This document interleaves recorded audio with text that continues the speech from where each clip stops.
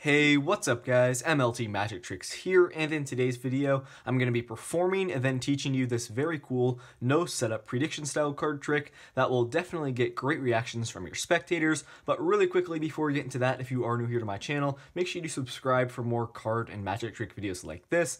And I also am having a giveaway on the channel right now. I'm giving away 5 $10 Amazon gift cards, and all you need to do in order to enter is be subscribed to my channel, drop a like on this video, and comment something you like about this specific video or something you like about the channel in general, and I will be announcing the 5 winners in a video within the next week or so.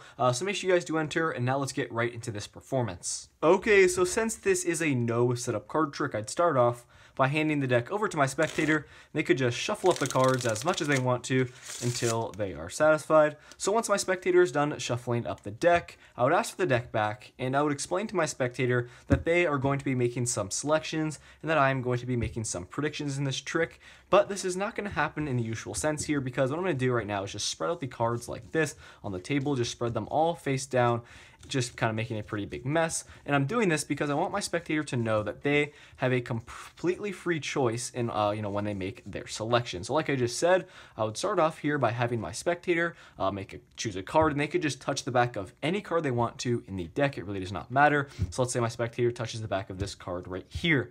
And guys, I know for a fact that this card is the 7 of hearts. Let's see if I'm right.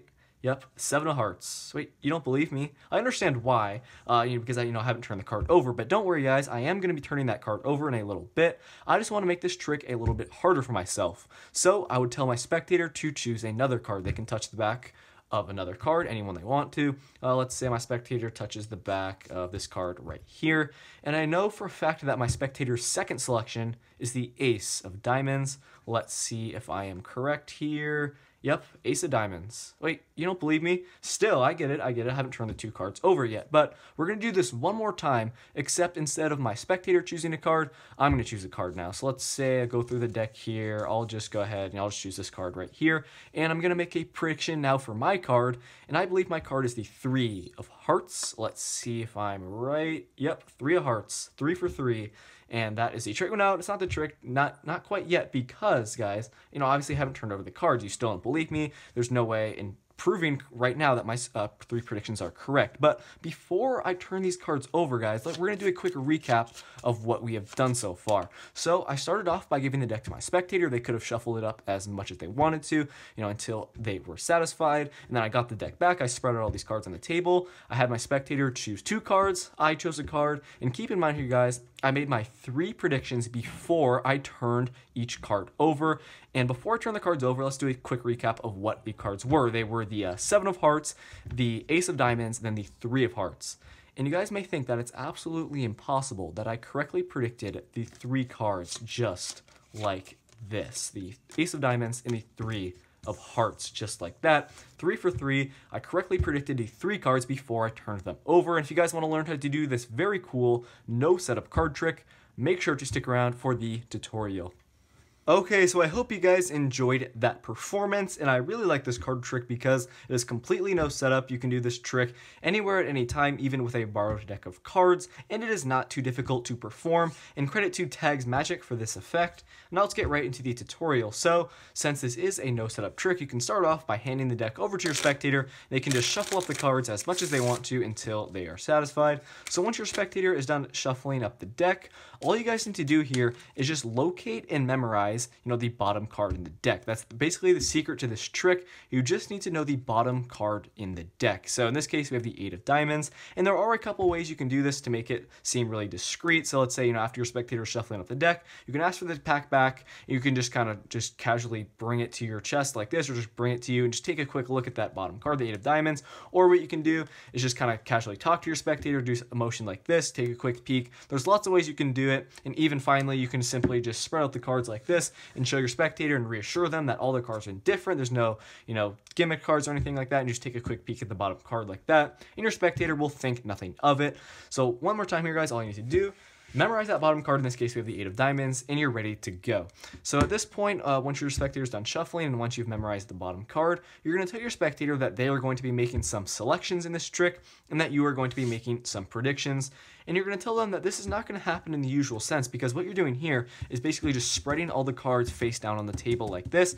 And as you guys are doing this, it's really important. You need to keep watch as to where that bottom card is. In this case, our bottom card is the 8 of diamonds. You just need to keep watch and make sure you can locate this card during the trick. So you're spreading out here, keep watch of the bottom card. In this case, it's right here. So you're spreading out, just leave a little room so you can see that bottom card.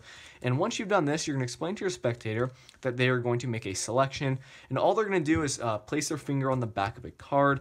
So let's say your spectator chooses this card right here. And now you're going to tell them you're going to make a prediction for the card that they chose. And what you're doing here, guys, for your first prediction is you're saying the suit and value of the bottom card. So in this case, we have the 8 of diamonds. You're going to tell your spectator, I believe your first selection is the 8 of diamonds. And what you're going to do here is turn the card to yourself. And obviously, guys, this card is not the 8 of diamonds. In this case, we have the 9 of diamonds. What you're going to do is basically turn the card to yourself, and you're going to memorize now the 9 of diamonds. You're going to say, okay, yep, it's the 8 of diamonds. I was correct. And what you're going to do here is place the card face down, and you're going to tell your spectator that, you obviously don't believe me, right, because I haven't turned the card over, but tell them, don't worry, you are going to turn the card over, just you're not going to do it right now because you're going to make this trick a little bit harder for yourself. You're going to tell your spectator now to touch the back of another card. They can touch the back of any card they want to. Let's say they touch the back of this card right here. And now what you're doing here, guys, for your spectator's second selection is saying the suit and value of their first selection, in this case, the 9 of diamonds. You're going to say, okay, I believe your second selection here is the 9 of diamonds. You're going to turn it over just to yourself. Again, you're going to say, yep, 9 of diamonds. But in reality, guys, now this is the 4 of diamonds. You're going to memorize this card now, but make sure you also memorize this first card because you're going to need to know it. So we have the 9 of diamonds here, the 4 of diamonds. You're going to say, yep, your second selection was the 9 of diamonds because you're going to say, their first selection. Yep, 9 of diamonds. You're going to say, yep, it's correct. But in reality, you're going to memorize this card now. You're going to tell your spectator, they probably still don't believe you, right, because you haven't turned the cards over, but you're going to tell them not to worry because you are going to do it in a second, but you're going to say, you're going to do something a little bit different now. Now you're going to say, okay, now I'm going to make a selection. So you're just going to go through the cards here, pretend like you're really looking for a card just completely randomly, but what you're doing here, guys, is taking out the bottom card in the deck. And because this is going to be your selection, and what you're going to say here, yep, I'm going to make a prediction for my selection. And what you're doing here is saying your spectator's second selection, which in this case was the 4 of diamonds. You're going to say, okay, I believe my selection is the 4 of diamonds. So you're going to take a peek of the card to yourself so you keep the pattern of what you did for the first 2 cards here. But in reality, it really doesn't matter because you know this card. This is the 8 of diamonds. So at this point, your spectator is obviously not going to believe you and your predictions because you haven't turned the cards over. But in reality, guys, you do have the cards correct because you were essentially 1 card ahead of your spectator as you were going throughout this trick. Now, at this point, what you can do is just keep hold of the cards here, and you're going to tell your spectator you're going to do a recap of what you've done so far in the trick, just so they know how impossible it would be if you actually predicted their cards. So you're going to tell them, okay, you shuffled the deck, I spread out the cards here. You're going to just tell them that they made 2 selections and you made a selection, and it's really important that you tell them that you made your 3 predictions before you turned each card over. Guys, and now this is the part of the trick where you restate the 3 cards that were chosen, and make sure, guys, this is important, that you say the cards in the order that you told them. So the first card that you said was the spectator selection was the 8 of diamonds, but in reality, this 8 of diamonds is going to be on the top of the pack here. And now you're going to tell them that their second selection, you're going to remind them, okay, it was the 9 of diamonds, and their third selection was the 4 of diamonds. But what you're going to do here, it's really important that I recommend you guys just don't turn the cards over like this because it seems a little suspicious that the cards are kind of, out of order of what you said. And now I'm going to show you guys how you can get around this. So once you tell your spectator, you remind them of the 3 selections. One more time here, make sure you say it in the correct order, 8 of diamonds, 9 of diamonds, 4 of diamonds. In this case, what you're going to do here, guys, is first reverse count the cards like that. Now at this point, you have the 8 of diamonds right here, in this bottom position, just like this. And you're going to tell them that it may seem absolutely impossible that you correctly predicted the 3 cards. You're going to first turn over the 8 of diamonds. And now, guys, you don't want to turn the second card over because this was your last prediction. What you're going to do here simply is bring this bottom card right to the top, and you're going to tell them, okay, you're going to tell them the second selection. You're just going to remind them 9 of diamonds. You're going to turn it over.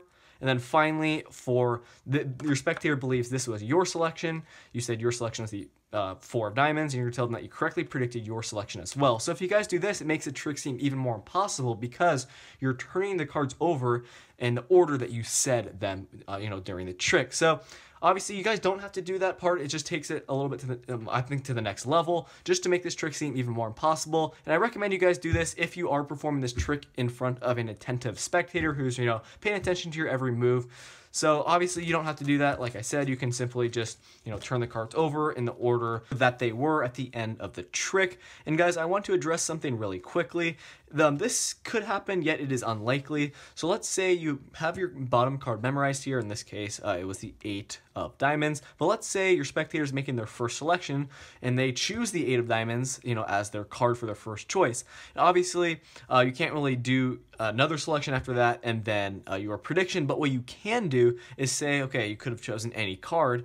And all you need to do here is say, I know for a fact that the card you chose was the 8 of diamonds. Then you just turn it over like that. And basically that's, a way you can adapt to this trick. It makes it seem absolutely impossible because, your spectator's going to think they had a completely free selection. And if they just happen to choose that bottom card, you simply turn it over right away. And you basically just end the trick a little early. But if you want to, you guys can do the trick again after that. And I'm sure your spectator won't choose the bottom card. So it is up to you guys, obviously. Just make sure you are aware that your spectator can choose the bottom card. While it is unlikely, it still could happen. And just make sure you guys do know how to adapt if that would actually happen while you guys are performing this trick. But that is going to do it for this video. I hope everything I explained in this tutorial made sense for you guys. Let me know if you have any questions in the comment section below. If you are new to the channel, make sure you do subscribe. If you like the video, leave it a thumbs up. Thank you so much for watching, and I'll see you guys in my next one. Peace out.